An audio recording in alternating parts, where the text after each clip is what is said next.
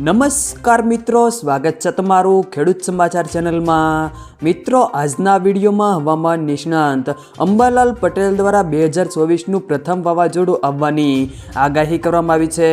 ક્યારે વાવાઝોડું આવશે અને ક્યારે સક્રિય થશે અને ક્યાં ટકરાશે અને હવે ઠંડી કેવી પડશે તે તમામ માહિતી વિશે આ વિડીયોમાં વાત કરીશું।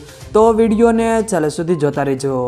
વિડીયોમાં આગળ વધતા પહેલાં જો તમે અમારી ચેનલમાં નવા છો તો નીચે લાલ કલરનું સબસ્ક્રાઇબ બટન આપેલું છે તેને દબાવીને બાજુમાં રહેલા ઘંટી બટનને પણ દબાવી દેજો, જેથી અમારા આવનારા તમામ વિડીયોની માહિતી તમારા સુધી મળતી રહે।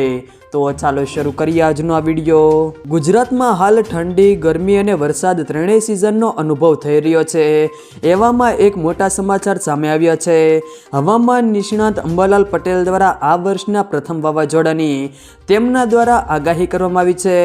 તેમના દ્વારા આગાહી કરવામાં આવી છે કે જાન્યુઆરી મહિનાના અંતમાં વાવાઝોડું આવશે। તેમણે જણાવ્યું છે કે ભૂમધ્ય સાગરમાં ચક્રવાત ઊભું થયું છે, તેની અસર ભારતના પશ્ચિમ ભાગ ઉપર જોવા મળશે। 24થી 26 જાન્યુઆરીના વેસ્ટર્ન ડિસ્ટર્બન્સને લીધે આ અસર ગુજરાતમાં જોવા મળવાની છે। તેને અસરને લીધે કચ્છ, પશ્ચિમ સૌરાષ્ટ્રમાં વરસાદ થવાની શક્યતાઓ રહેલી છે, જ્યારે ગુજરાતના અન્ય ભાગોમાં વાદળછાયું વાતાવરણ રહી શકે છે। 17થી 19 જાન્યુઆરીના રોજ પણ વેસ્ટર્ન ડિસ્ટર્બન્સ આવવાને લીધે રાજ્યમાં વાદળવાયું વાતાવરણ બનશે। અંબાલાલ પટેલ દ્વારા ઠંડીની આગાહી વિશે કહેવામાં આવ્યું છે કે જાન્યુઆરીમાં ઉત્તર ગુજરાત અને કચ્છમાં ઠંડીનો ચમકારો વધુ જોવા મળશે। કચ્છ અને ઉત્તર ગુજરાતમાં તાપમાન 10 ડિગ્રીથી નીચે જાય તેવી શક્યતાઓ રહેલી છે। આ સાથે ઉનાળાને લઈને અંબાલાલ પટેલ દ્વારા આગાહી કરવામાં આવી છે। તેમણે જણાવ્યું છે કે આ વર્ષે વેસ્ટર્ન ડિસ્ટર્બન્સ નબળું હોવાને કારણે તેની અસર હિમ નદી પર જોવા મળશે। હિમ નદીઓ ઉપર અસર થવાને લીધે ગ્લેશિયર પીગળવાને લીધે ઉનાળો વહેલો આવે તેવી શક્યતાઓ રહેલી છે।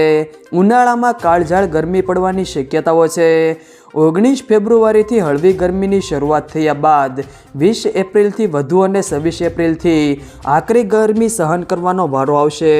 જો મિત્રો વિડીયો પસંદ આવ્યો હોય તો વિડીયોને લાઈક કરો, તમારા મિત્રો સાથે શેર કરો અને જો તમે અમારી ચેનલમાં નવા હો તો ચેનલને સબસ્ક્રાઈબ જરૂર કરજો, જેથી અમારા આવનારા તમામ વિડીયોની માહિતી તમારા સુધી મળતી રહે।